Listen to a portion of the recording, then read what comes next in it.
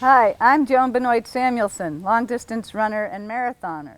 Today I'd like to teach you a little bit about stretching with my good friend Sarah McCall, who's a longtime runner and personal trainer. Joni, we're going to start out on the ground, and the most important stretches for runners are stretches that address the back of the body, because that's what gets shortened up the most. So Joni's going to start on her back, and she's going to do a real simple both knees to the shoulder stretch. She's going to grab the back of her thighs with her hands, and she's just going to bring those knees up to her shoulders and get a nice low back stretch. She's just going to hold that for about 20 seconds, and I want to be really clear about the kind of stretching we're doing today. We're going to use a technique called active isolated stretching, and we're going to hold each stretch for only 2 seconds, and we're going to do 10 repetitions. In essence, I'm breaking that rule from this perspective where I'm just having her hold this stretch, because I find that most runners are willing to get down and do this, and if I get them down on the floor, then I can get them to stretch for a little while longer. So we're going to go extend one foot down to the ground, and we're going to do just a single leg pelvic tilt, same exact position she was just in, but with one knee towards that shoulder. So she's getting just a slightly different stretch, and I'm again breaking the rule of doing it for 2 seconds as I talk to you about this, but when we switch to the other leg, I'm going to show you how to do it for 2 seconds and release. 2 seconds and release. So let's go ahead and do that. On the right leg, Joni, bring the knee up and hold for 1,002 and put it down gently. And every time you bring the knee up, and she's doing alternating knees at this point, you can choose to do alternating knees or one leg for 10 repetitions. What she's doing is she's activating her hip flexors so that she can release her low back, and that's the whole secret to active isolated stretching. I'm telling the brain, give me 2 seconds to stretch this low back muscle, and I'll help you stretch it by tightening the opposing muscle group. So she's just holding there for 2 seconds while the brain doesn't realize it has to respond with this stretch reflex, and then she's putting it down. And every time she brings her knee up, she's using her hip flexors, which shortens this and lengthens the back of her body. So I'd like you to do each leg 10 times, and you can do 10 times on the right or 10 times on the left at the same time. We're going to do the same principle of the 2-second stretch while we stretch her glutes. So she's going to bring her right knee into the air and at a 90-degree angle with her foot in the air, and it's going to come over towards me. And I'm going to help her with this to start out with, but you should be holding your own knee at this point. What I want you to do is activate the inner thigh and move the knee over to the opposite side of your body, and then assist gently at the end for 2 seconds. And then she's going to bring it right back to the middle. So she activates her inner thigh, and the opposing muscle group to that is the gluteus maximus, and she comes back. I'm going to let you do 10 on your own. I'm going to go on to Joni's other leg, but you should do 10 repetitions of this one. So here's her other leg. She activates her inner thigh and she moves it over there, and she's going to do this herself with her right hand once the knee gets over there. So she's going to gently assist and hold 1,002. She should be feeling this stretch in her glutes. And sometimes people don't feel this much at all, but I'm always suggesting to them that maybe you're doing what Joni's doing, which is letting her foot flop out to the side. So this non-active leg needs to stay aimed towards the ceiling and come back. Let's move on to the next one. Switch legs, and we're going to do a 45-degree angle instead of a 90-degree angle. She's going to bring her right knee up towards her left shoulder. She's going to grab it with her hands, and she's going to bring it over towards the opposite side of the body. See if you can tell me what she's doing with her left foot. Where should it be pointed? Notice she knew I was going to say that. So what's happening here is I'm stretching the diagonal fibers of the glutes. They're slightly different than the horizontal fibers. You should do 10 of those. She's going to switch and do the other leg and just do a few. So the difference between this first one that she did, let's just go back a step. Here was the first one. She activated her inner thighs, not the first one, but the 90-degree angle for the glute fibers.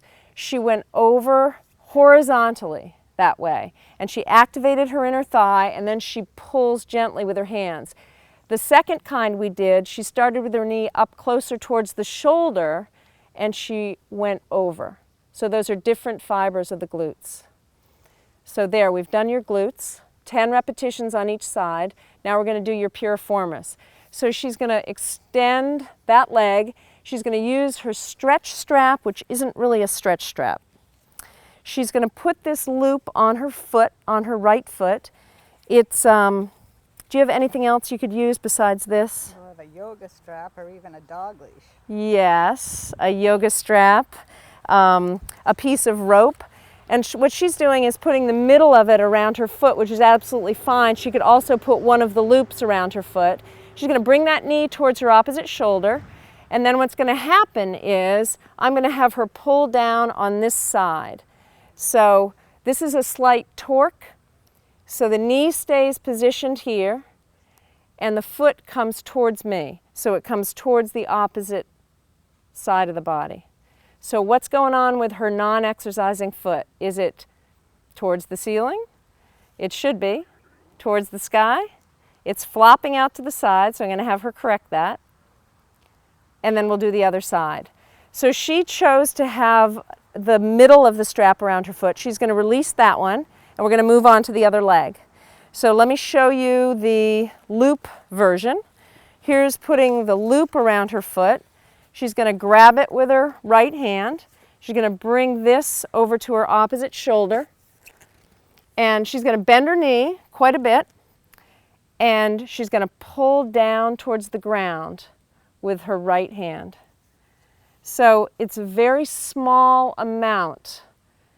Don't be thinking you have to push this towards a pain level of 7 or 8 on a scale of 1 to 10. It should be 6. It should be mildly irritating. How long are we holding the stretch? 2 seconds. And relax. So that's for your big hip rotator muscle, your piriformis. So we've got a couple of other stretches, but what I'm going to do right now is give Joni's legs a break. So let's move on to calves and hamstrings. Okay, calves and hamstrings. Calves and hamstrings are the other two muscles that are on the back of the body that give most people the most trouble. So she's going to loop her loop around her left ball of her foot, and she's going to lie back flat, and she's going to, oh, I get trouble there, yep. So this is for the calf. So let me move this up a little farther. A great waffle stabilizing factor for the stretch. And relax, and move the toe down to that shin, and relax. Toe down to the shin, and relax. So what I'm going to have Joni really be clear about here is she's going to let totally go of the strap, but still hanging on to it. She's going to use this front muscle, this tibialis muscle, to bring her toe down, which will tighten this and relax this. And then she's going to assist gently with the strap. And then release. So bring that toe down again, and then assist gently with the strap. I'm going to stay right here on this leg because you now know that I would do the exact same thing on the other leg, and we're going to move on to the hamstrings.